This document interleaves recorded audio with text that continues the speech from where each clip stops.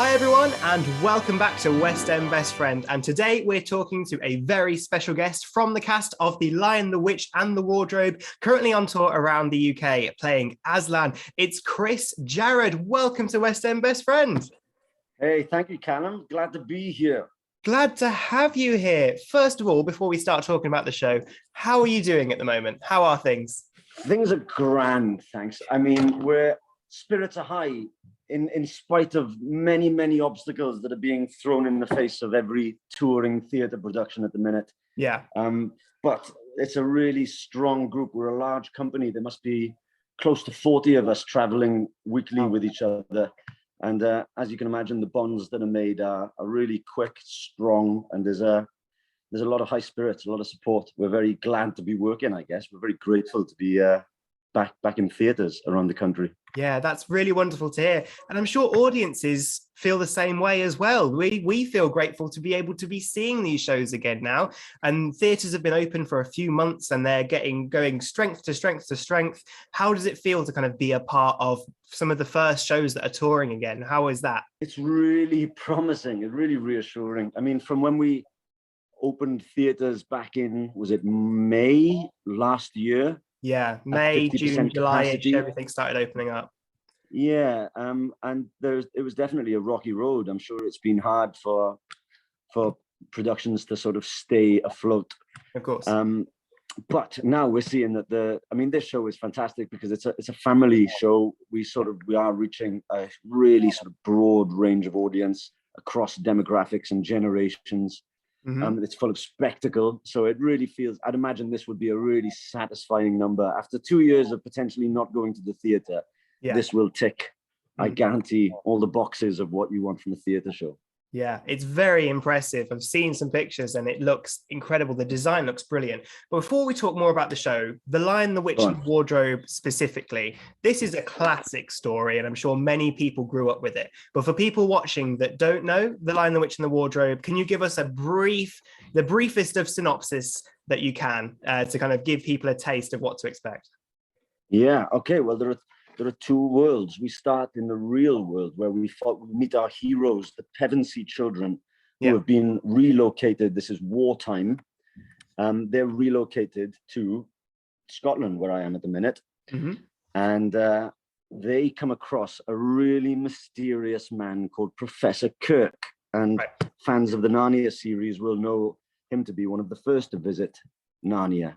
Yeah. Way back when. There's a portal in Professor Kirk's house, which takes Lucy, first of all, the youngest, perhaps the most open-minded of all the children. It takes her through this portal where she meets Mr. Tumnus and many other Narnian characters. And we discover that a prophecy has been made that these children should be crowned kings and queens of Narnia because Aslan's title, the lion, has been usurped by the White Witch, who has controlled Narnia for what we imagine to be at least 100 years. Mm-hmm. So now the elements have sort of come into line and the prophecy will be fulfilled. That's what us Narnians hope. And that we see Susan, Peter, Lucy and Edmund crowned as the rightful kings and queens of Narnia. Yeah, that sounds incredible. You've described it beautifully. It sounds so epic as well. This is a truly epic story. How is it translated on stage? Because this is a really unique production, isn't it?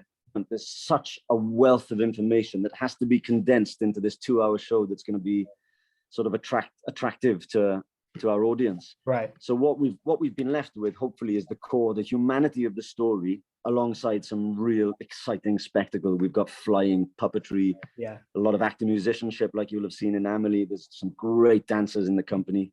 Yeah. So we really tick those sort of spectacle boxes of theatre making whilst trying to achieve the heart of the story in following these Pevensey children, our heroes. Yeah. That's so exciting. And puppetry is something I'd really like to talk about, especially with your character, Aslan, right? Because clearly you're not a lion. I'm not a lion. So you work with a puppet on stage, don't you? Yeah, so we've got many puppets. So I can just give you Toby Ollier is our puppet designer director. The puppets have been mounted by Max Humphreys. Yeah, and they're a fantastic duo. They've done some really exciting projects. and we were thrilled to sort of get to work with them in the rehearsals. Of course, we've got Aslan, who is a 6-foot puppet, right? Sort of largely foam, but with an aluminium skeleton. Yeah. So we've got 3 puppeteers manning this. It's quite a weight to it. He's a large, as Aslan himself, he's a ferocious beast. Yeah. And we must often remind our fellow cast members not to get in his way, because he could do some real damage. So we've got a puppeteer on the head. We've got a puppeteer in the heart. Okay. Who is in sort of this position for the duration of the show. He's got his work cut out for him.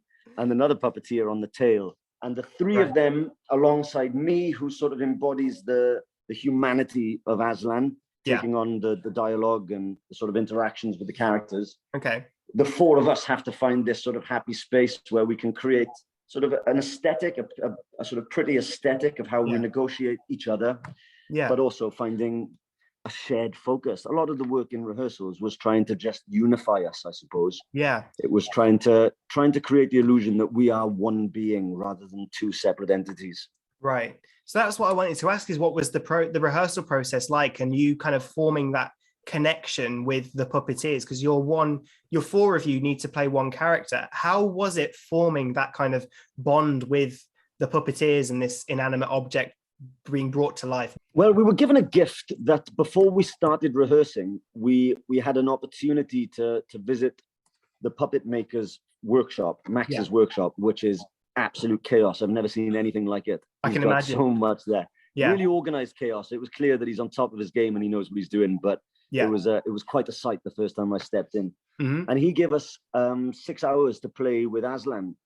So we got to sort of work with the puppeteers. We got to sort of try and find what language works. We got to write a few ideas off. This puppet is different to Aslan in any previous iteration of this production. So it was a totally new sort of dynamic, a new relationship that we had to figure out. Yeah. So we got some really good play then, which meant that on the first day of rehearsals, that bond had already started, I think. And maybe a lot of the work was cut out. Certainly the ego was removed and we were able to just sort of lean into the work. But it took some doing. It was messy. It was messy because he is a big thing and we haven't got eyes on each other, which can be really helpful. It was very technical. It was a lot of trial and error and a lot of bumping into each other before we could find the sort of slick rhythm to how we coexist. No, that sounds really impressive. And I imagine you say it's technical as well, but it's also must be kind of instinct, because it's an animal on stage and animals can often be unpredictable. So you've got to have both the choreographed technicality and this kind of instinct of the animal, right? Yeah, well, I'd imagine there were some rehearsals where instinct took the sort of front seat. And technically it was a little messy, a little unfocused. And then there were other rehearsals which were purely technical. Yeah. And then it was our job to sort of merge those 2 worlds of finding the aesthetic, finding the sort of the gorgeous theater that we want to create. Yeah. Alongside finding a really rooted human sort of experience. Yeah, that sounds brilliant. And you mentioned that you've got a massive cast. As you're saying, we are all facing more obstacles than we used to, especially in theatre. And this became very, very obvious over winter and December, where we kind of realized how important, obviously we all knew this before, but we realized more so now how important the role of swings and understudies are within a cast. And over the winter period especially, it was swings and understudies that kept many musicals open longer than they would have been otherwise. I'm sure this is the case with your cast, right? How do you feel about that? It's absolutely the case. I'm gobsmacked each day at the amount of work that's undergone by particularly our swings. Yeah. We've got 4 swings, I believe, in the company who between them have learned every track in the show. Wow. And they have been utilized. It would only be a minor exaggeration to say that they've been utilized every show. They're on stage swings, so their track is already hugely important and very busy. So to try and manage that whilst taking on the roles of other company members when we've been a few team members short. And as you said, over Christmas, it got really bad. We were in Manchester. We were at the Lowry Theatre and every production over the course of a few days shut down. So it was really hairy for a while. And we were all really impressed and felt the huge security in knowing that they had eyes on the show, hawk eyes, Yeah, definitely. And especially in a show as complex as yours, right? It's even more impressive, all the things that these people can do, right? Hugely. They're way more impressive at their core than I could ever wish to be. They've got all elements of theater making at their disposal. Yeah. These people are sort of the strongest singers, movers, actors, musicians. They've just covered all sort of every facet of storytelling is accessible to them. It's a real skill. That's brilliant. Yeah, of course. And to all swings and industries that may be watching this, we applaud you, of course. Absolutely. Around the world.